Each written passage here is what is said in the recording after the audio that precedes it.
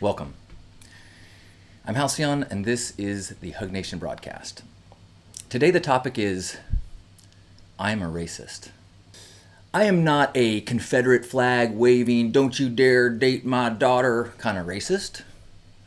I don't think I've ever mistreated someone or held hate in my heart. I don't think I've been insensitive, consciously so. But I think that is the challenge.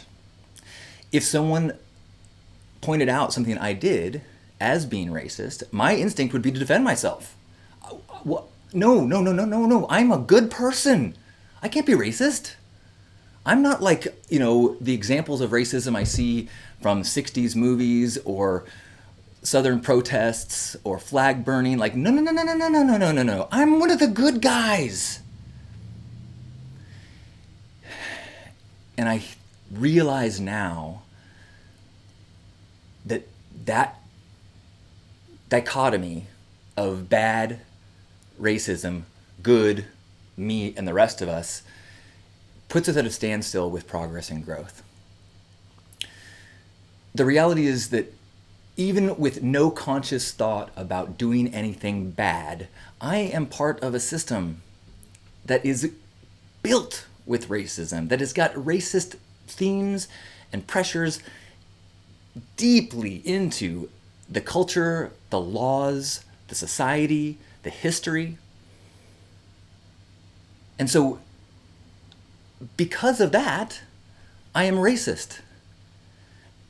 If I'm a fish, then I live in water.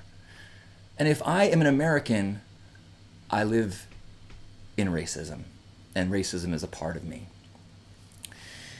There is a meme going around right now that I just thought was really powerful.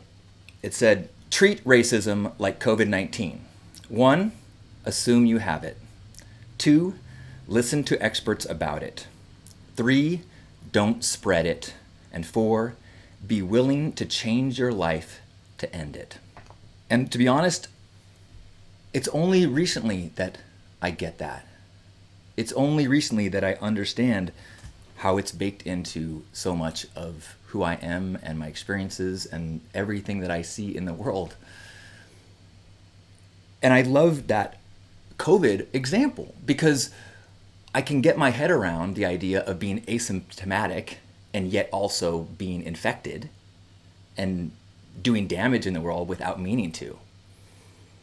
And I think that's a good parallel to what it is like to be a good person.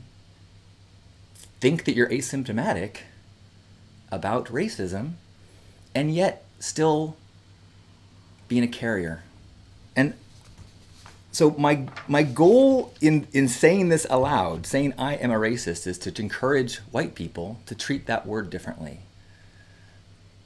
To not have the same defensive instincts when it comes up. I'll be honest, I have those.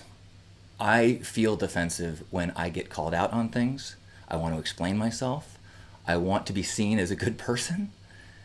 I want them to understand the logic that got me there and why my heart was in the right place.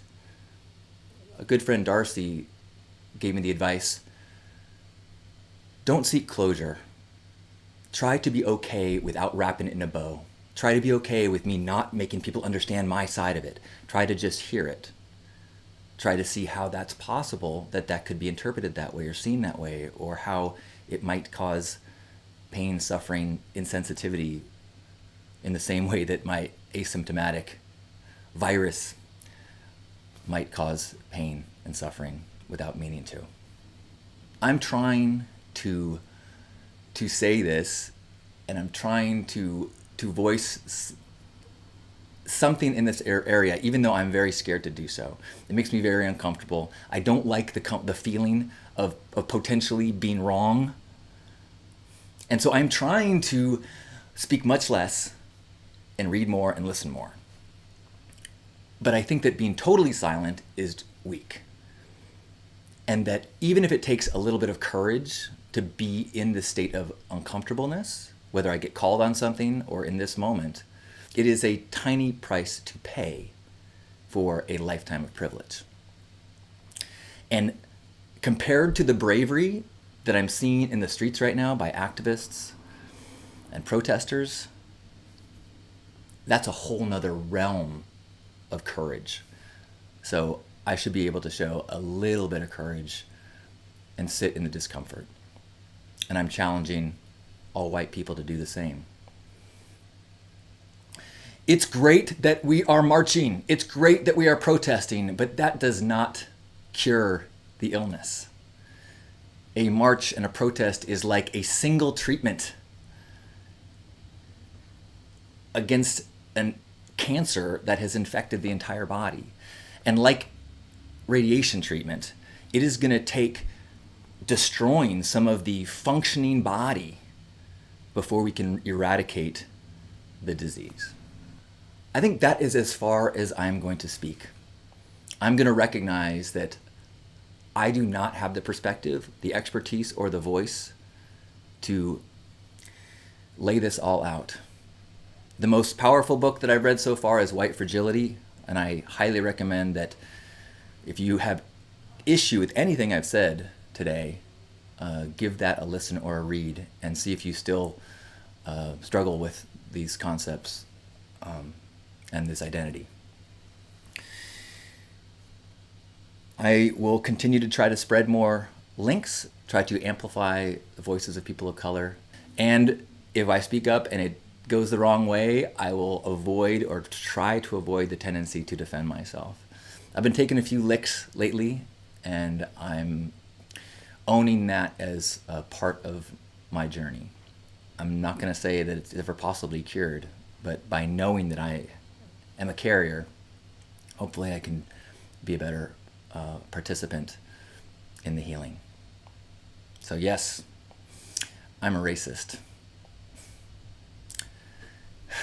Thank you. I love you.